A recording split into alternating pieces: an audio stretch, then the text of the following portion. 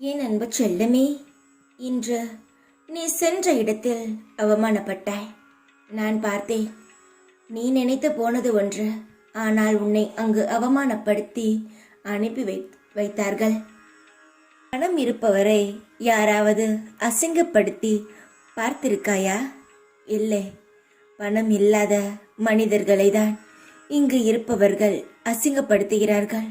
ஏனென்றால் உன்னால் அவர்களுக்கு எந்த ஒரு வேலையும் நடக்கப் போவது கிடையாது என்பதற்காக.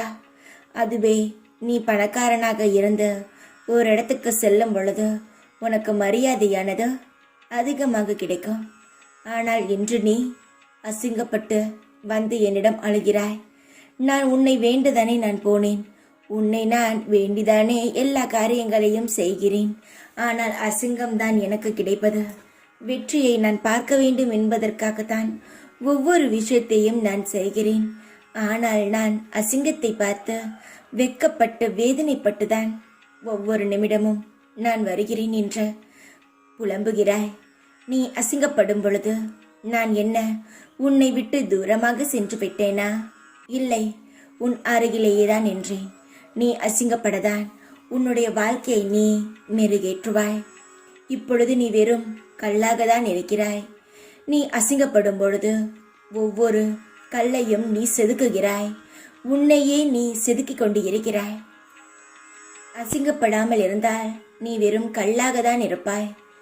நீயாக எதையும் செய்ய மாட்டாய். ஆனால் அசிங்கப்படும் பொழுதும் அவமானப்படும் பொழுதும் உன்னையே நீ செதுக்கி உன் வாழ்க்கையில் உன்னாலே நீ வெற்றி அடைவாய்.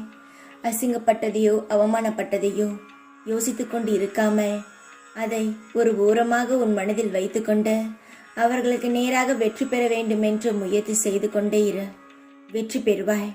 காலப்போக்கில் நீ எல்லார் மத்தியிலும் ஒரு நல்ல பதவியில், நல்ல வருமானத்துடன், நல்ல நீண்ட ஆயுசுடன், சீக்குப்பிணி இல்லாத வாழ்க்கையுடன் சந்தோஷமாக இருப்பாய்.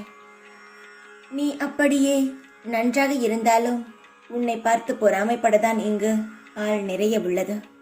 உன்னை பார்த்து சந்தோஷப்படக்கூடிய ஒரே ஆள் உன் அம்மா தான். அவள்தான் உன்னுடைய வளர்ச்சியை பார்த்து சந்தோஷப்படுவாள். உன்னுடைய வாழ்க்கையானது, உன் குடும்பமானது எல்லாம் சந்தோஷமாக இருக்கும். என் பரிபூர்ண ஆசீர்வாதத்துடன் நீ நிம்மதியாக வாழ்வாய். தைரியமாக இரு. எப்பொழுதும் உன் கூடவே இருப்பேன் நான். ஓம் சாய்ராம்.